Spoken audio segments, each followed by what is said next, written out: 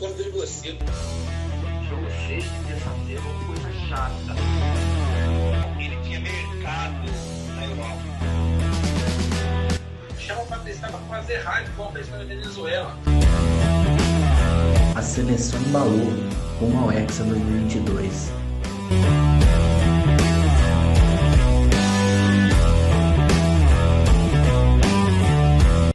Fala você, amigo ligado no Olho no Lance, mais um debate começando essa semana sensacional, falando de eliminatórias da Copa do Mundo. Brasil e Argentina fizeram um jogo duro nesta terça-feira, pela disputa das primeiras colocações das eliminatórias visando o Catar Copa 2022. O Brasil, já classificado, enfrentou a Argentina em San Juan e o empate 0-0 num jogo muito brigado, um jogo recheado de polêmicas, que a gente vai debater aqui com você, aqui com o Arthur Teodoro.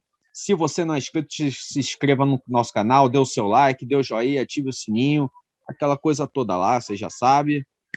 Eu já vou aqui chamar o meu amigo Arthur Teodoro. Arthur, boa noite, amigo. Brasil e Argentina. 0-0, um jogo até bom, um jogo muito bom, diga-se de passagem.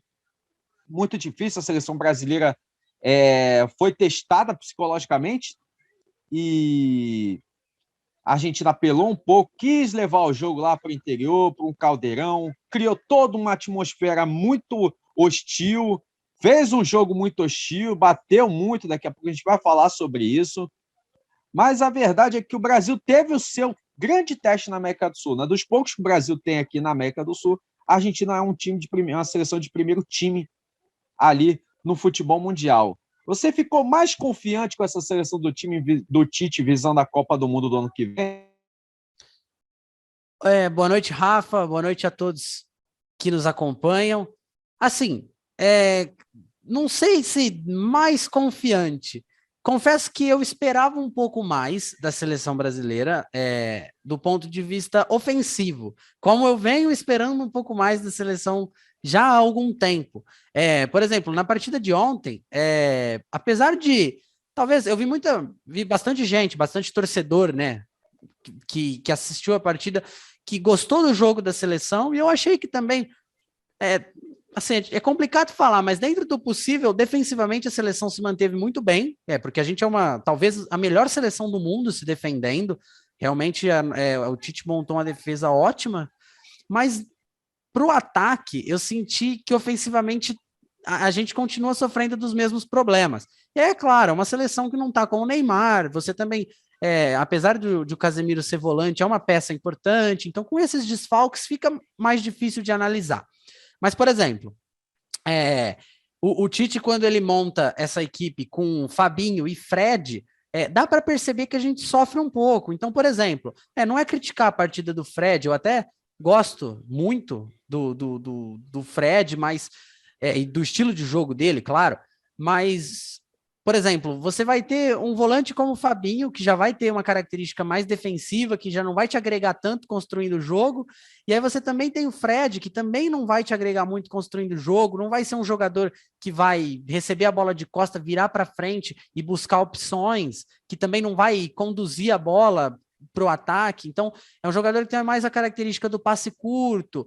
Então, eu acho que a seleção fica muito, como que eu posso dizer? É muito pobre com a bola. Então, apesar de a gente ter o Vinícius Júnior tentando pela ponta, você tem o Rafinha do outro lado, depois tivemos Antony, os três pontas talvez muito bem no jogo, tem o Paquetá que entrega bem, e até o próprio Matheus Cunha, um jogador inteligentíssimo, que com as movimentações sempre abre espaço, a gente fica refém de talvez não poder, sempre que a gente vai tentar algo a mais, a seleção não consegue, porque, por exemplo, aquele ataque que o Fred toca, acho que ainda era o Rafinha que estava no jogo, que ele recebe a bola e ele vai tentar o passe, ele hesita, e aí quando ele toca errado, porque ele não fica muito confortável com a bola no pé e precisando armar um contra-ataque, ou então quando a Argentina estava em bloco baixo, de armar o jogo. Então eu acho que a gente fica muito pobre sem bola, e a gente acaba ficando refém dos pontas, né? O nosso jogo gira muito pela ponta. Então por mais que o Vinícius Júnior, o Rafinha, o Antony tenham tentado muito,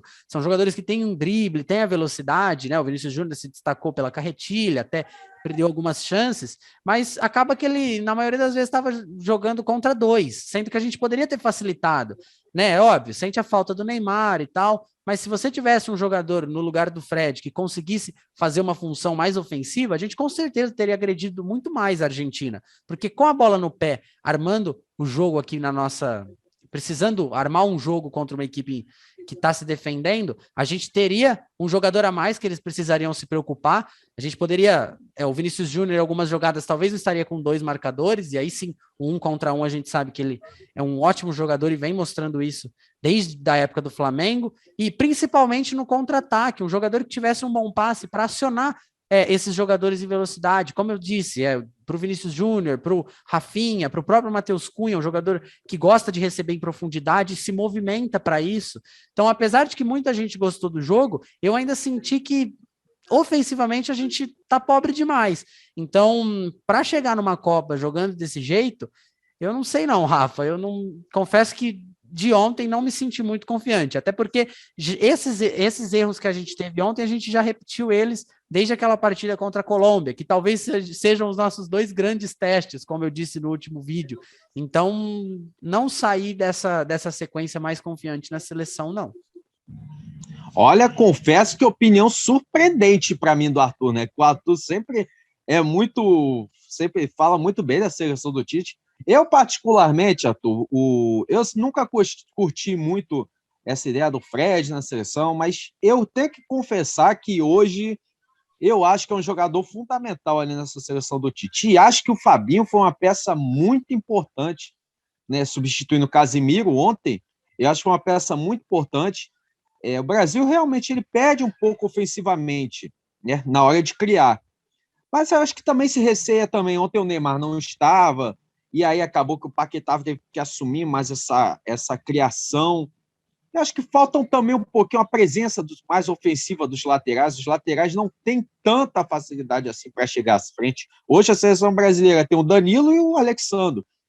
São jogadores que compõem mais a defesa ali, mas ofensivamente não se apresentam tão bem assim, né? Talvez o Danilo até um pouco mais, deu até passes para gol, aí criou algumas oportunidades. Mas é uma crítica que esse time do Tite, dessa seleção do Tite tem. Não é verdade? Eu acho que se o Neymar, de repente, estivesse no jogo... A gente sempre fala muito do Neymar, mas invariavelmente a seleção brasileira vai perder com ele. Mas é isso aí. O Brasil já está na Copa do Mundo. O empate em 0-0 da Argentina. Apesar da Argentina não ter vencido, classificou a seleção para a Copa do Mundo, né? Nós temos aqui a classificação das eliminatórias. O Brasil lidera com 35 pontos. A Argentina em segundo com 29. Terceiro, o Equador com 23 pontos. Em quarto, a Colômbia com 17. E hoje iria para a repescagem o Peru, né, em quinto lugar, sendo que tem um bolo ali de seleções ali brigando por essa quinta e quarta vaga, né? É uma repescagem e uma vaga direta ali, de seleções com 16, 17 pontos. Tem Chile, tem Paraguai, tem uma galera ali, até a Bolívia está brigando. Talvez só a Venezuela não esteja brigando por uma vaga ali na Copa do Mundo. O próximo desafio do Brasil, Arthur, é contra o Equador na altitude. Acho que pode se considerar mais um teste também, não é verdade? Com certeza é um teste. A seleção do Equador, talvez que não vem fazendo a melhor das eliminatórias, mas a gente lembra bem que da última vez eles vinham muito bem nas eliminatórias, chegaram a liderar durante um tempo, e a seleção brasileira do Tite jogou na altitude, que foi aquela grande partida na estreia dele, e né, na estreia do Tite como técnico da seleção, e a gente, para muita gente, aquele resultado foi até surpreendente, porque o Equador vinha muito bem, a gente jogando fora de casa, estreia do Tite, a seleção deu um show. Com certeza, vai ser um grande teste também. A gente não pode simplesmente menosprezar todas as outras seleções, porque a seleção brasileira vinha muito bem. Mas, também, só completando o raciocínio de antes, Rafa, você citou os laterais, eles também poderiam ser uma ótima alternativa. Porque, por exemplo, se a seleção jogasse com o Fred e o Fabinho, que talvez são 2 meio-campistas que têm um viés mais defensivo, mas tivesse 2 laterais que chegassem mais ao ataque, aí você não teria tantos problemas, porque aí a maneira de você deixar os seus pontas no 1 contra 1 seria diferente. Por exemplo, eu dei o exemplo que talvez se fosse o Neymar na função do Paquetá e o Paquetá na função do Fred, né, os dois meio-campistas mais ofensivos e os laterais realmente ficando mais presos na defesa, você consegue isolar os pontas com a aproximação dos meias fazendo a triangulação. Mas dá para jogar com Fred e Fabinho liberando os laterais, aí caso você poderia ter o Arana, você poderia ter o próprio Renan Lodge, chega muito bem ao ataque pela esquerda, você tem o próprio Daniel Alves, que para muita gente pode chegar para a Copa 2022. Então, se você libera os laterais com meio-campistas de viés mais defensivo, você consegue isolar os seus pontas, porque aí a outra equipe precisa se preocupar com a passagem dos laterais. Mas, com certeza, da maneira que tá, com os laterais ficando presos e os dois meio-campistas talvez mais defensivos do que ofensivos, acaba que quando a seleção tem a bola, a gente sempre afunila para o meio, e aí fica muito fácil das outras seleções neutralizarem o nosso ataque, e para mim isso é um pouco preocupante. Isso é um pouco preocupante, porque, afinal de contas, o Brasil, a tendência na seleção brasileira é jogar contra seleções fechadas, né? Vocês têm o que o Brasil, até na última Copa do Mundo, teve dificuldade aí contra a Suíça, até a Costa Rica, gente, que montou ali um puta ferrolho no finalzinho do jogo. O Brasil ainda conseguiu fazer um jogo com o Coutinho, né? Que meio que salvou no finalzinho do jogo. E é isso, né? O Brasil precisa montar estratégias de para criar, né? Jogadores e peças tem, como o Arthur aí falou. O Brasil pode melhorar nas laterais, pode de repente abrir mão de um volante, já que tem dois laterais muito defensivos.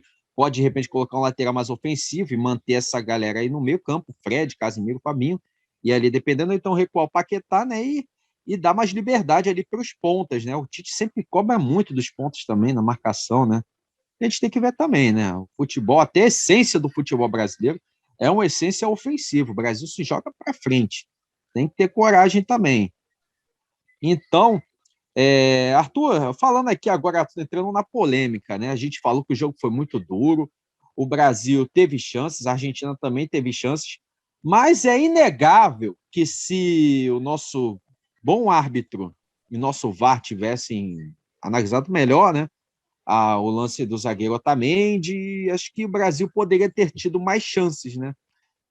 Realmente uma cotovelada. Você acha que foi cotovelada? Você acha que foi expulsão? Eu nem precisaria fazer essa pergunta. Eu acho que 99% do universo, acho que esse 1% só Otamendi acho que foi jogada normal.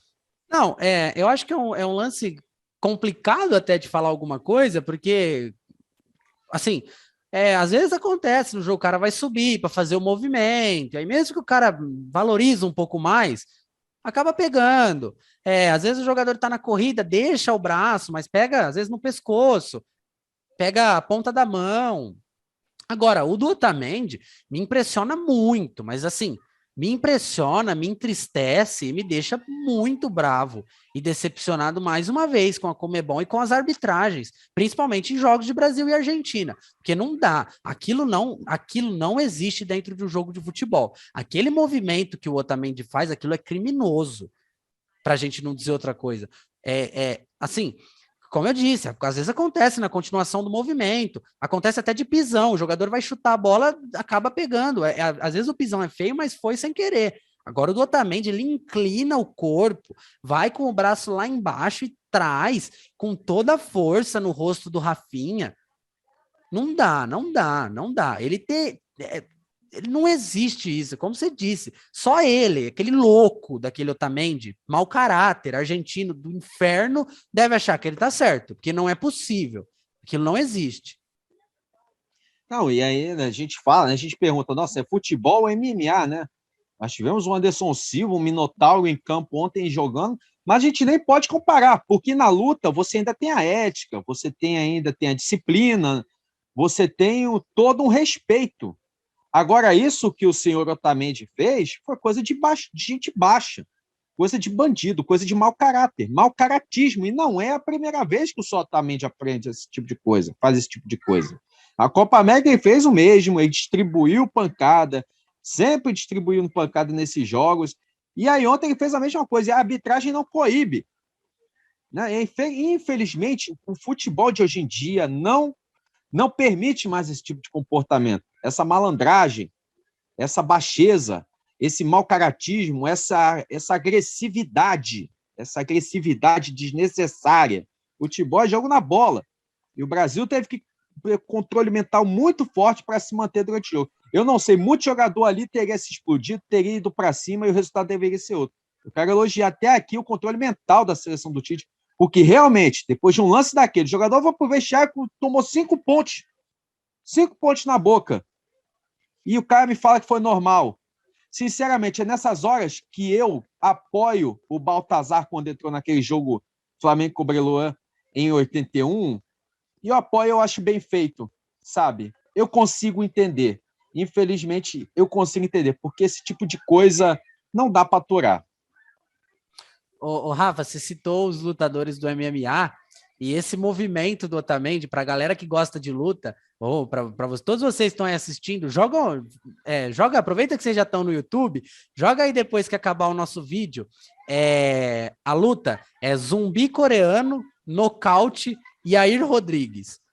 Só joga isso no YouTube. Yair Rodrigues, zumbi coreano, nocaute. Vocês vão ver numa luta de MMA um movimento idêntico àquele que o Otamendi fez contra o Rafinha ontem. Isso dentro de um ringue de UFC, né? Agora, o Otamendi fez aquilo num campo de futebol e não foi expulso. Então, é inadmissível que isso esteja acontecendo. E a gente tinha o VAR. Cara, se fosse antes, o juiz, ele viu, é lógico, ele não é cego e ele é um juiz profissional. Mas antes, você poderia falar, pô, não estava no ângulo, de primeira ele não achou que teve tanta intensidade. Agora, com o VAR, câmera para tudo que é lado, o jogador respira, o VAR tá vendo. É linha de impedimento traçada mecanicamente, é tudo. É uma tecnologia extremamente avançada, com um monte de gente assistindo diversas telas. Não é possível aquilo, não é possível. Infelizmente, a gente tem esse convívio com esse tipo de coisa. Não é verdade? A gente criou lembrando que a Argentina criou todo esse clima de hostilidade, e, aliás, toda a entrada era para dar no meio de alguém, era para pegar bola, gramado, gente, tudo que tivesse ali pela frente. Para encerrar, Arthur, Brasil aí, enfrentou a Argentina, vamos ter o jogo de volta, né? Agora eu quero esse jogo de volta. Faço questão de ter esse jogo de volta aí, que não teve na Itaquera, né? Que eles queriam meter a malandragem. Ali, passar por cima da Anvisa, passar por cima das leis, passar por cima de tudo. Eu estou torcendo para ter esse Brasil e Argentina para a gente ter a nossa revanche aí. E aí, algumas seleções classificadas para a Copa do Mundo já começam a se desenhar. Voltamos agora em janeiro aí, Brasil e Equador, lá em Quito. Jogo da volta depois tem também Brasil e Paraguai no Mineirão aí. Jogo aí já em fevereiro de 2022. Vai começar o ano da Copa. Faltando um ano para a Copa do Mundo, Arthur. E tirando o Neymar, qual outro jogador aí você acha que mais vai se destacar para a seleção brasileira nesse ano de 2022 aí? Olha, eu acho que pouca gente fala, mas o papel que Marquinhos e Casemiro exercem na seleção, eu acho importantíssimo. E eu acho que para a Copa de 2022, para a gente continuar mantendo esse nível defensivo que a seleção vem apresentando, de uma ótima defesa, a gente vai precisar muito do Casemiro e do Marquinhos, porque os dois... ontem o Marquinhos fez uma partida fantástica e o Casemiro, a gente nem precisa falar nada, né? Um dos melhores volantes do mundo. E ofensivamente, acho que o Paquetá, porque junto do Neymar inclusive os dois se dão muito bem e ele vem cantando todo mundo lá na França e com certeza vai ajudar demais a seleção brasileira na Copa 2022. Eu aposto aí em dois jogadores aí que podem ajudar muito. O Rafinha já é uma realidade. Na verdade, 3, né? Tem o Vinícius Júnior, que ainda precisa mostrar na seleção brasileira o que ele tem mostrado no Real Madrid. Poderia ter decidido o jogo ontem, infelizmente não conseguiu. E acredito no Antony, né? Que joga aqui na Holanda, lá na Holanda, no Ajax aí. Acho que esse jogador ele tem tudo para evoluir, tem entrado sempre muito bem. Bem, nós vamos encerrando aqui o nosso debate aqui, com sangue nos olhos de ódio do Otamendi. Eu quero agradecer aqui a você que nos assistiu, agradecer o Arthur Teodoro. Sábado aí tem grandes clássicos, espero finalmente, né? Mas grandes clássicos entrar aí, tá tudo esquematizado. Arthur, que destaque final, meu amigo? Bom, acho que o destaque final é que tem que ter esse jogo da volta para a gente dar a merecida revanche para eles, com a equipe completa, a gente amassar a Argentina jogando em casa.